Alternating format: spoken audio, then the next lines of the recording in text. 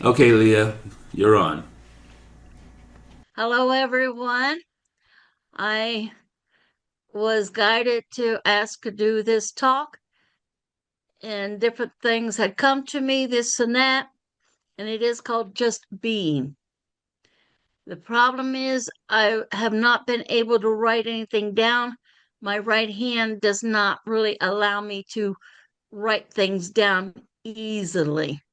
Um, um, and the colder it is, the harder it is for my hand to even to do signatures. It's like, okay, this is about as close as I can get to my signature. So so I'm doing this.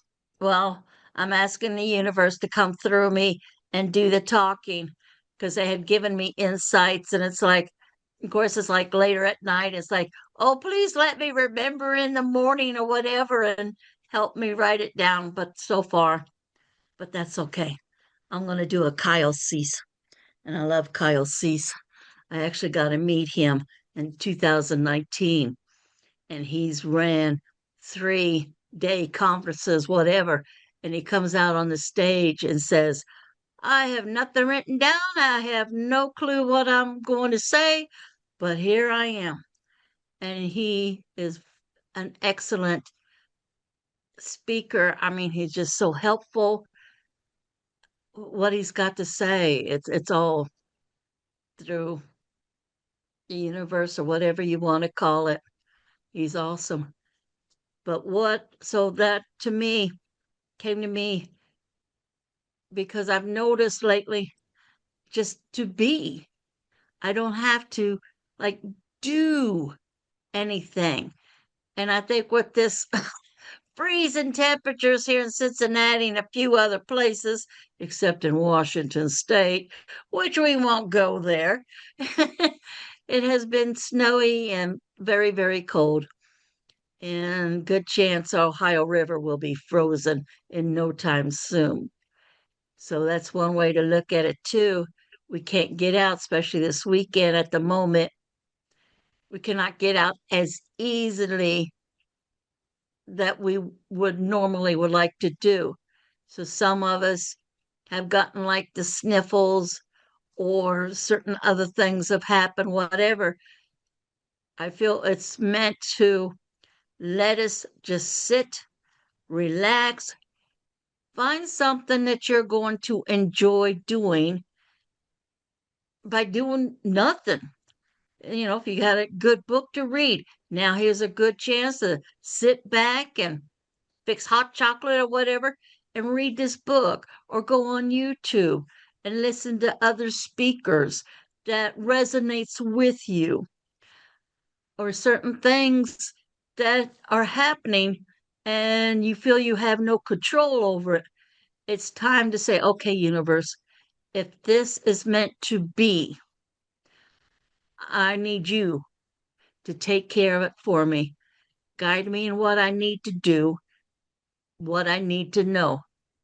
And that's been happening for me more and more. And this weekend for me, for some reason, been a little shaky. I've been trying to release the anxieties, what have you. And I really do believe in the Ho'oponopono prayer, which some of you remember Gary Pennington. I got that message, I guess you can call, from him. And after he passed away, because I feel with him, the passing to me, it gave me a reason to live. Because before he passed, I was ready to quit. And I know I've told Phyllis and Brian this. I was ready. I did. I wrote a letter on, when I die, leaving a letter for my nephew what to do with my stuff and this and that. And I mean, I finally, because I grew up where we didn't take aspirin. So it took me how many years to figure out how to overdose myself? I mean, I didn't have enough brains to save pills. I just didn't take them because the doctor said, oh, you need this. Yeah, yeah, yeah. I mean, I had gobs of that stuff ready to get rid of, not taking it. And that's how slow Leah's thinking was because the universe knew better. They knew, oh, if we keep her stupid on this, she'll never figure out how to overdose on anything and kill herself and everything. And I knew I didn't want to use a gun and knife. I'm sorry, that hurts. I'm not into pain. Just let me sleep through everything. Wake me up when it's all over. And so, yeah, it took how long to finally figure out, oh, if I just buy this, say cold medicine, I don't even know what I had in mind and everything, and just say took the whole box pills, whatever, that would take care of it. But I'm that slower even to figure that out. Took me over 60 years to figure that out, okay? But when I heard Gary, he passed away like 2 or 3 days before I was going to commit suicide because I wanted to go home so bad.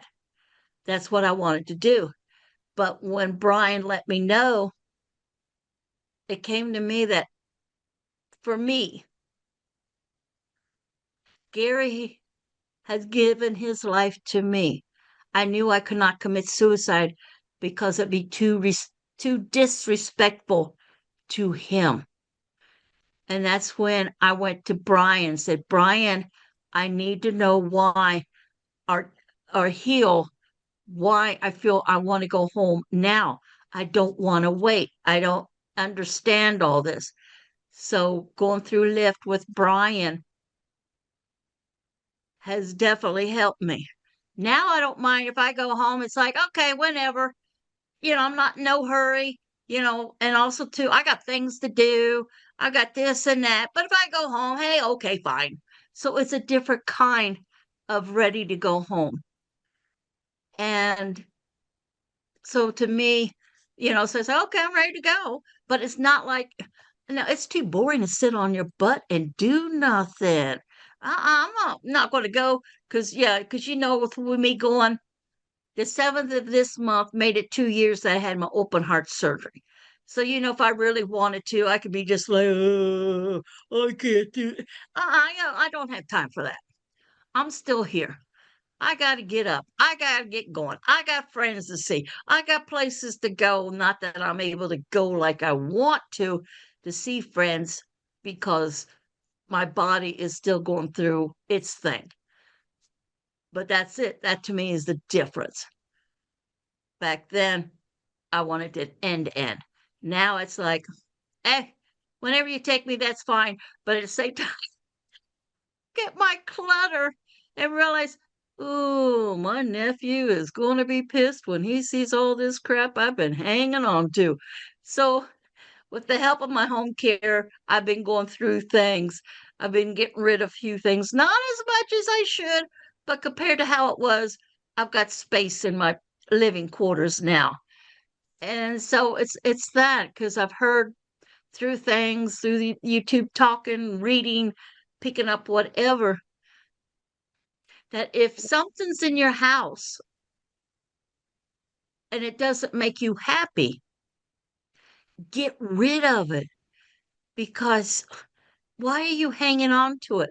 And somebody was talking about even if you have a picture and there's somebody in that picture with you that every time you look at them that makes you miserable, get rid of the picture because it's not a happy picture. And why would you want to even hang on to happy pictures? So I've been slowly doing some of that too, getting rid of. Plus, I've got my pictures from when my mom passed about 20 years ago. I've got pictures that I took, and it's like, so where were you? And again, if my once my nephew comes in, it's like he's gonna, what is, and throw it away, So I might as well go through, get rid of what's not important to me. Plus, two, the only thing that really matters is your memories. And memories are not things. And that's why we hang on to certain material things because we think that's what we need. That's what makes us happy. That you can hang on to material things that when you look at it, It makes you happy, but do not claim it as the end all, as it, I can't live without this because that's nothing but an attachment. That does not really allow you to just be. It's like when you see a picture of flowers that somebody gave you, a little picture just to remind you, oh, yeah, I remember when they gave me this or that. And it helps, just relax and to go into that joy. And there was somebody talking about something, and I can't remember what now, but it was something like that. The memories. Oh, yeah, somebody on Facebook. I hate it when they do this. But anyway, says, oh, I didn't send no pictures, but I want to see if you're truly my friend. If you're going to, I'm sorry, if you're going to waste 20 minutes to read this and answer it, then I know you're my friend. And I'm like, well, how boring is that? You don't know I'm a friend unless I read your letter? And it's going to take how long? All I have to do is think of you. So all you had to do was just say hi on Facebook or text me, whatever, and I'm going to have those memories. Or even if you just call. And how many of us really even call much anymore? We're used to that text message, which to me is fine because that is another way just to reach out and just say hi. And then everybody, then you get that smile and you're able to do your own thing. You don't have to stop and read or what have you, or get on Facebook when you don't get on there that often. Sometimes just being there.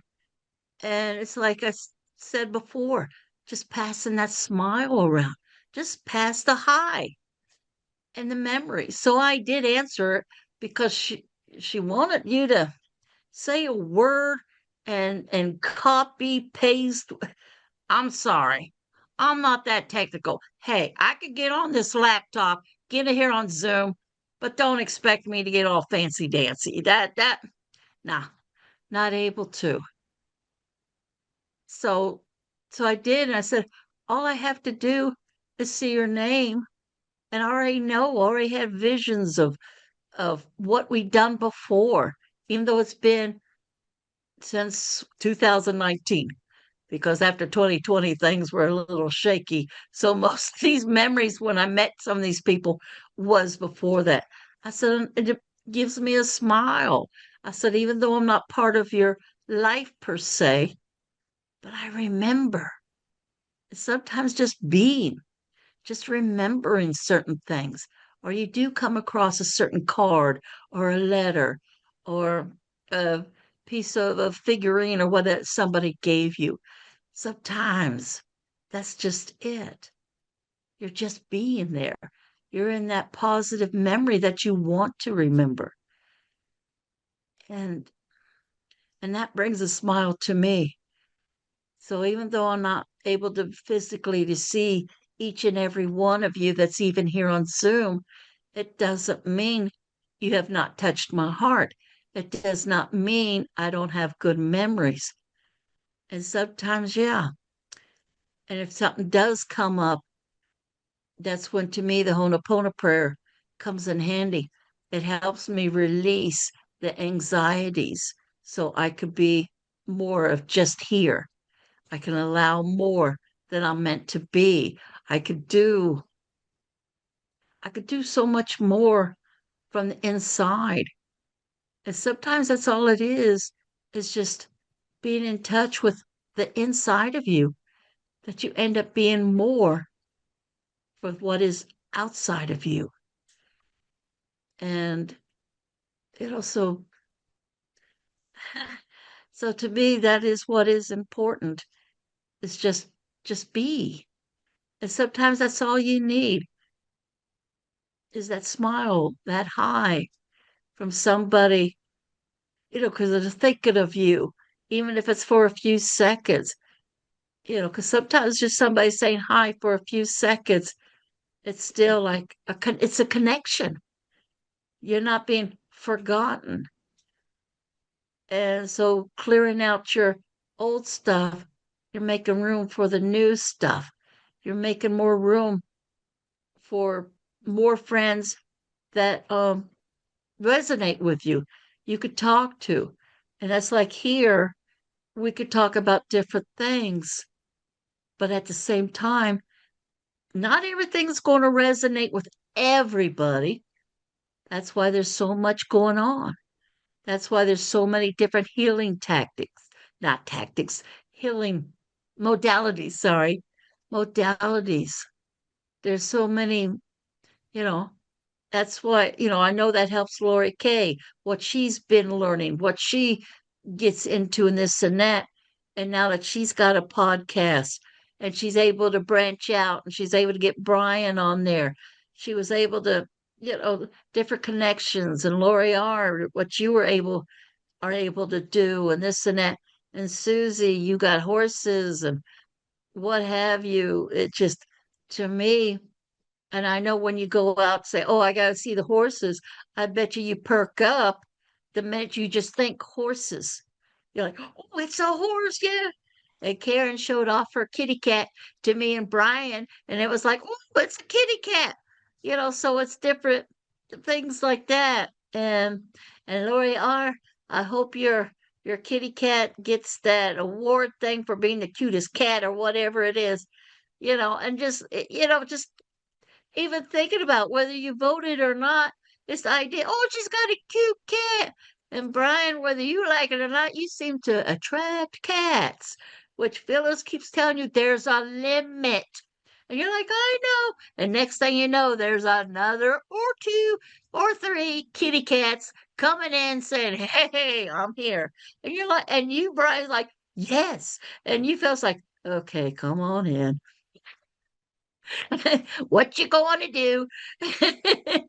And I know at the same time they do give you pleasure, even though you're at the same time it's like, okay, it's another cat. Yeah, I see you, kitty cat. Yeah, you're cute. Yeah, I know. Yeah, I'll get you food. But it still brings you joy at times. It still uplifts you. Or even with doggies, like Laura, you get the doggies. They are a trip. Your two dogs. One I would call, she calls him, oh, all of a sudden my brain went, but I would call him Tank. Um, Chance calls him Chance, and I'm like, I would have changed his name to Tank. He is a solid. Um, I'm not sure. I have no clue. Oh, there's another cute kid, not the kitty cat this time, but the doggy, cute doggy, and this and that. So even animals or this and that, people, the people bring you to the present. So even when you meet in person or not, it brings you to here. And this is where we're meant to be, is to hear. And Laura's second dog, Journey, I don't know why, because Journey does not really travel that far, but she is a diva. You want a diva? Let me tell you, Laura's got one. She is, and oh yeah, oh she'll go to the man before the woman because I'm special. And she will be a diva. It's like, oh, you're female, I'll ignore you. But the man, oh, you want me to do this? You want me to do that? Oh, love me, love me, love me. And she is a cutie one anyway, too. But at the same time, just those little things, the little personalities, they bring you to the present, just watching them. And that's doing nothing. But at the same time, you're just being, you are doing.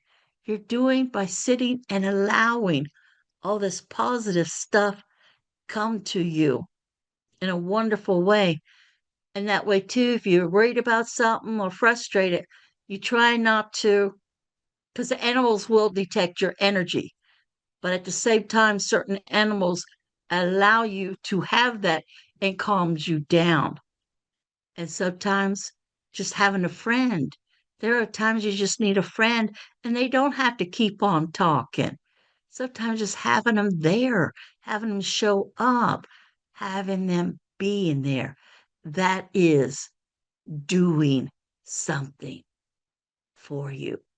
And it's all inside. And sometimes that's all we need to do is that when the time is right, you know to get up and go. But sometimes you just need to sit back and just be with each other, connecting. don't always have to be doing all the talking. Just be. So that's basically what I had to say and everything. I hope everyone enjoyed what I had to say. Because I can ramble on, as you could tell. Leo, this was a wonderful talk for the day that is. So you were, by my lights, definitely following divine leading because all of us except maybe Karen A are in a position where just be is the order of the day. And to just be and be comfortable in that connection, that way of connecting with all the divine world. Yay. Yeah. Talking about your opening, every so often in Sister Pepper's church, we'd find ourselves singing a few extra hymns at the opening, and she'd say, well, God hasn't told me what to say yet, so we're going to do another hymn. God hasn't told me what to do, so we're going to do another hymn. And then God would tell her what to talk about, and she'd start talking. So you're following a well-worn path from Sister Pepper. Yay. So anyone have something to say, a contribution to add to what Leah shared with us? I do. Okay. Oh, and then Lori. Okay, so Phyllis and then Lori.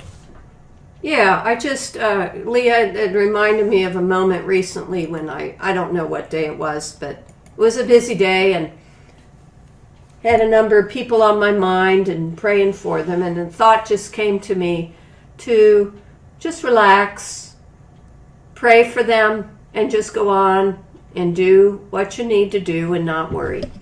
And so your talk kind of confirms that for me.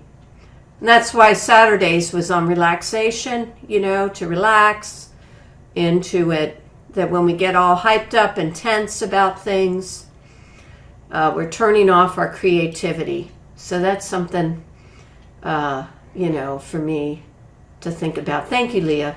I appreciate your talk tonight. Lori K. Okay, Lori K., you're next. Thank you, Leah.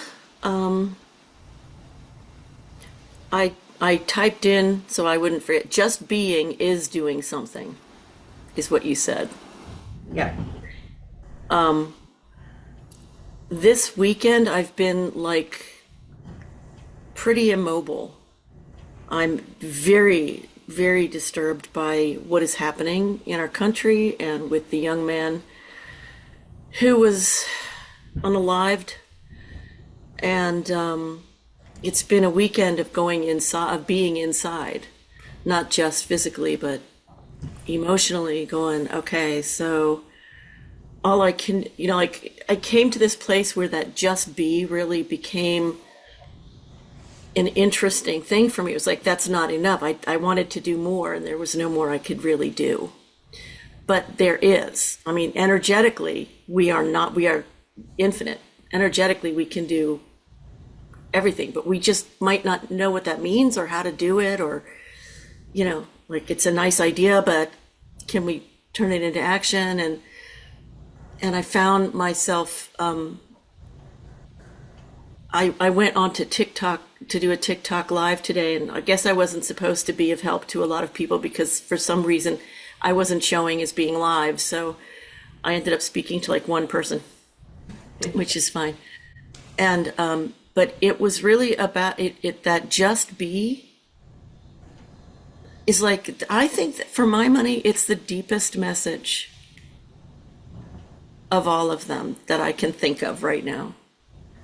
Because it's not, for me, it's like when I was sitting there going, well, it's one person. Okay, so it's one person. Just knowing that in every moment, even if it feels completely crazed or weird or wrong, it's not wrong. There's still the complete presence of all that I am, which is all that we all are of. I mean, it's just it's all that is still here. So, yeah, even when we want to change everything. For some reason, I don't know whose song it was, the Beatles, anyway, let it be. Speaking words of wisdom, let it be. And an extension of that is when we are just being, I think, is when we are particularly available to messages and nudges from the higher power. You know, if we're pushing, thinking hard, there's no room for that still small voice, as the Quakers call it, to register in us. So, someone else with a contribution about this. Laura Daly. Yeah, I love that, what you're talking about specifically with how the relaxation allows for God, Spirit, Universe to speak and connects you to your creativity. So I'm so thankful that, Phyllis, you read the reading from yesterday. That was really beautiful about not allowing mental force to get in the way of creativity. And then, Leah, you followed up with that amazingly.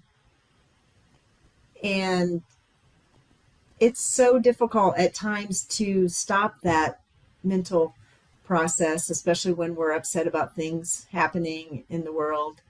But you think about the power of how it doesn't really change anything, for one thing, and also the presence of someone, be it Jesus or other spiritual leaders, just having that powerful presence, including those monks that are walking, and just what a difference they are making just by having the peacefulness as they walk and the loving kindness toward themselves, people, and all living creatures and the earth. So I think this was perfect timing. I'm so grateful. I did do some snow shoveling today, so I wasn't just being, but yet, yeah, it's definitely a time where you can't really go anywhere. And yeah, just thank you so much for sharing. You've really taught me, Leah, how to enjoy being more instead of just trying to always do, and go. So I appreciate that. Yay. Thank you.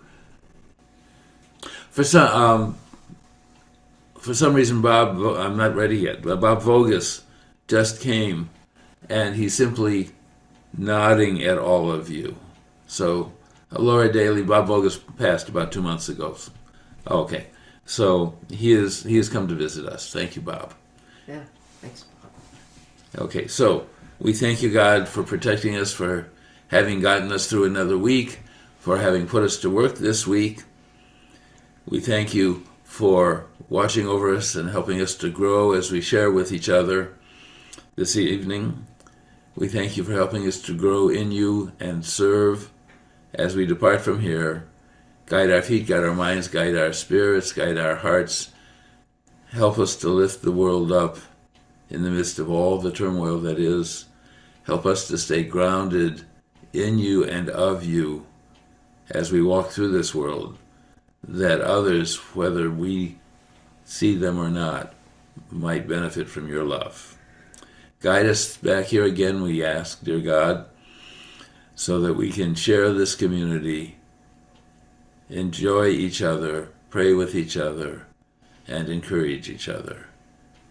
We give you full credit for the good in our lives, the good that arrives this week. We say thank you, thank you, thank you, and amen.